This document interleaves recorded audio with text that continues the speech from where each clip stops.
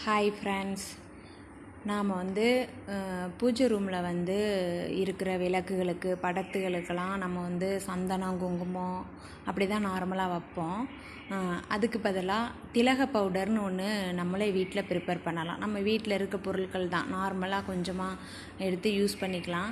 அந்த மாதிரி ஒரு திலக பவுடர் நான் எப்படி ப்ரிப்பேர் பண்ணுவேன் அப்படிங்கிறத நான் உங்களுக்கு சொல்கிறேன். ஃபஸ்ட்டு கொஞ்சம் பச்சை கற்பூரம் எடுத்துக்கிறணும்.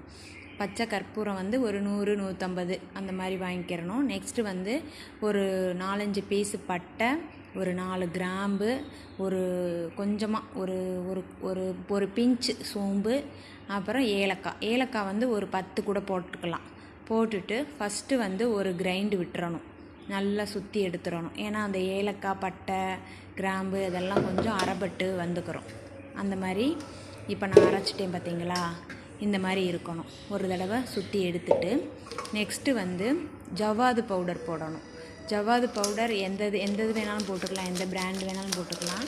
ஜவ்வாது பவுடர். நெக்ஸ்ட்டு வெட்டி வேர் நம்ம வெட்டி வேராக வாங்கி போடலாம். அல்ல அப்படின்னா நம்ம மிக்சியில் கொஞ்சம் திரியாக இருக்கும் வெட்டி வேர் அப்படின்னா நம்ம பவுடராக வாங்கி யூஸ் பண்ணிக்கலாம். நெக்ஸ்ட்டு திருமஞ்சள் போடணும். திருமஞ்சள் பவுடர்னு கடைகளில் கேட்டால் கொடுப்பாங்க. திருமஞ்சளுக்கு அடுத்து நெக்ஸ்ட்டு சந்தன பவுடர்னு வாங்கி சந்தன பவுடர் கொஞ்சம் நம்மளுக்கு தேவையான அளவு எவ்வளோ நம்மளுக்கு தேவையோ அந்த அளவுக்கு சந்தனம் போட்டுக்கிறோம். நெக்ஸ்ட்டு மஞ்சள் கொஞ்சம் நல்ல மஞ்சள் பவுடராக வாங்கணும், கெமிக்கல் இல்லாததா. ஏன்னா நம்ம வைக்கும்போது இல்லாட்டி விளக்கே கருப்பாயிடும். அந்த மாதிரிலாம் மஞ்சள்லாம் இருக்குது. நல்ல மஞ்சள் பவுடராக கேட்டு வாங்கி அதை ஃபுல்லாக நல்லா நைஸாக அரைச்சிக்கிறணும். ஏன்னா கொஞ்சம் நேரம் எடுத்து அரைச்சி அந்த கிராம்பு சோம்பு எல்லாமே நல்லா ஃபுல்லாக அரைச்சி எடுத்துட்டு இப்போ பார்த்தீங்கன்னா இந்த பவுடர் ரெடி ஆயிரும். இது அரைக்கும் போதே பார்த்தீங்கன்னா வீடே கமகமன்னு மணக்கும். ஒரு கோயிலுக்குள்ளே இருந்தால் எப்படி ஃபீலிங் இருக்கும் அந்த மாதிரி இருக்கும். அவ்வளோ மணமாக இருக்கும். இந்த மாதிரி ஒரு டைம் நீங்கள் அரைச்சி வச்சுக்கோங்க. அப்புறம் நம்ம வேணுங்கிறப்பெல்லாம் ஒரு பாக்ஸில் போட்டு வச்சிட்டோம்னா நம்ம வேணுங்கிறப்ப எடுத்து நம்ம சாமி என்றைக்கு நம்ம விளக்கெல்லாம் சுத்தம் பண்ணுறோமோ அன்னைக்கு எடுத்து நம்ம சுத்தம் பண்ணிவிட்டு விளக்குகளுக்கெல்லாம் பொட்டு வச்சுக்கலாம். பொட்டு வைக்கும்போது நீங்கள் பார்த்தீங்கன்னா நல்ல ஸ்மெல் இருக்கும்.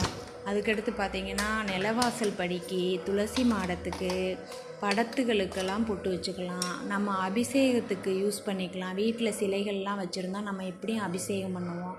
அந்த மாதிரி அபிஷேகத்துக்கெல்லாம் இந்த பவுடர் யூஸ் பண்ணிக்கலாம். நல்லா நைஸாக அரைக்கணும்.